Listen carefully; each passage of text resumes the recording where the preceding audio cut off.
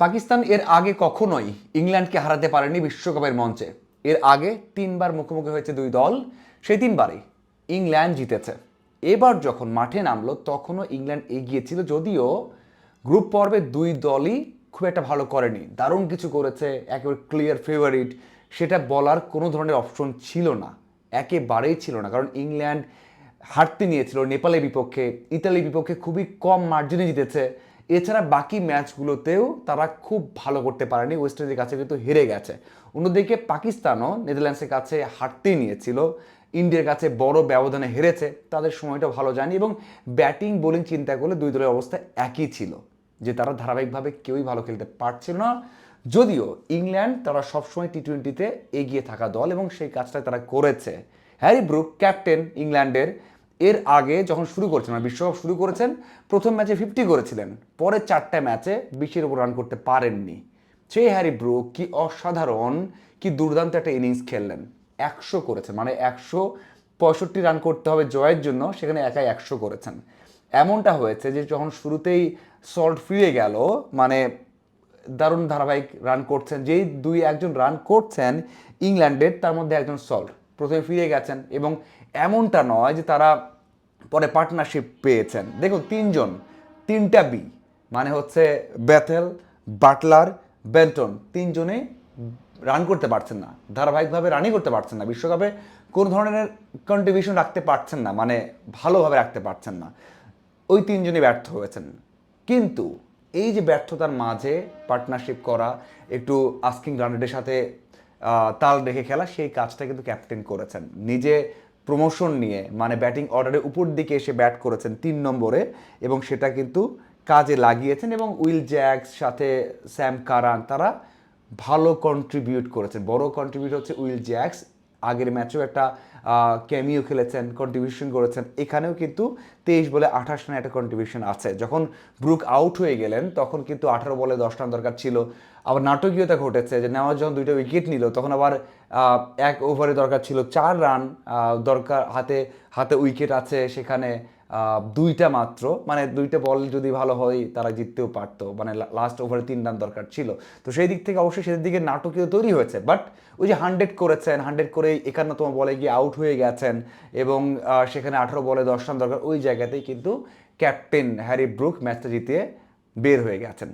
এরপরে নাটকীয়তা যতই ক্লোজ হোক, এই ম্যাচ কিন্তু পাকিস্তান জিততে পারতো না, জিততে পারেনি। এবং পাকিস্তান যখন ব্যাট করতে নেমেছে, মানে এই ম্যাচ জিততে হলে পাকিস্তানকে এই কাজটাই করতে হতো, যে টস জিতে আগে ব্যাট নিবে, ব্যাট নেওয়ার পর তারা 170 বা 175 বা 180 করবে, এবং যে বোলিং লাইন আপটা আছে, 2জন পেসার, 3 থেকে 4জন ভালো স্পিনার, সেটা কাজে লাগিয়ে শ্রীলঙ্কার মাটিতে ম্যাচ জয় করা যায়। ইংল্যান্ড, আমি একটা পোস্ট করেছিলাম যে ইংল্যান্ড চাইবে টস জিতে আগে ফিল্ডিং নিতে, এবং পাকিস্তান চাইবে টস জিতে ব্যাট নিতে, মানে দুইজনের জন্যই উইন উইন সিচুয়েশন ছিল। সেই কাজটাই হয়েছে এবং দুইজনে আমার মনে হয় সফল। কারণ পাকিস্তানের অবস্থা খারাপ ছিল, তারা 160-এর আশেপাশে রান করেছে, 164 করেছে, এটা ভালো স্কোর ছিল তাদের জন্য। কারণ তাদের যে ব্যাটিং লাইন আপ, সেখানে শাহিদুল্লাহ ফারহান ছাড়া বাকি কেউই টি-20 সুলভ ভালো ইনিংস খেলতে পারেননি। এই ম্যাচও যদি দেখি আমরা, যে শাহিদুল্লাহ ফারহান একাই ভালো খেলেছেন, 63 করেছেন 45 বলে। এছাড়া বাবর আজম 24 বলে 25, 16 বলে 25 ফখর জামান, 11 বলে 23 করেছেন সাদাফ খান, এই জন্য 164 হয়েছে। এবং ওই যে বললাম যে এই রানটাই তাদের জন্য যথেষ্ট, এবং তাদের যা আশা সেই রানটাই কিন্তু হয়েছিল। এবং ইংল্যান্ড বোলাররা তারা মোটামুটি ভালো নিয়ন্ত্রণ রেখে বল করেছেন, 2টা উইকেট নিয়েছেন সেখানে আর্চার, ওভারটন, এবং 3টা নিয়েছেন ডাওসন, এবং আদিল রশিদ 4 ওভারে 31 রান দিয়ে একটা উইকেট নিয়েছেন। এক কথায় এখানে দুই দলের ব্যাটিংয়ের উইকনেস ছিল, তারপরেও দুই দল সেই ব্যাটিং দিয়েই কিন্তু ম্যাচটা জিতেছে আমি বলবো। কারণ পাকিস্তান 130-140 রানে অল আউট হয়ে গেলে মানে অবাক করে কিছু থাকতো না এখানে। এবং ইংল্যান্ড যে ভালো খেলেছে, আবার ক্লোজ গিয়ে আবার 2টা উইকেট হারিয়েছে, আবার ক্লোজ গিয়ে জিতেছে, এটাও কিন্তু তাদের যে ব্যাটিং লাইন আপ ছিল, বেন্টন, বেথেল অথবা বাটলাররা রান করতে পারছেন না, ধারাবাহিক কেউ না, তারপরেও তারা এটাই আশা করে যে ক্লোজ একটা ম্যাচ হওয়া, মানে এটাই ছিল হাই স্কোরিং ম্যাচ দুই দলের জন্য।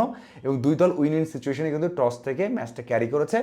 এক্সপিরিয়েন্স সাথে হচ্ছে যে ইংল্যান্ড পাকিস্তানের যে মুখোমুখি চ্যালেঞ্জটা, সেই এক্সপিরিয়েন্স থেকে কিন্তু পাকিস্তান হেরে গেছে এবং ইংল্যান্ড জিতে গেছে, এমনটা হওয়ার কথা ছিল। আমরা সবাই জানি যে পাকিস্তান যখন মানে নার্ভের খেলা আসে, যখন হচ্ছে স্নায়ু চাপের খেলা আসে, তখন ভালো করতে পারে না। সেই কাজটা কিন্তু এই ম্যাচে হয়েছে।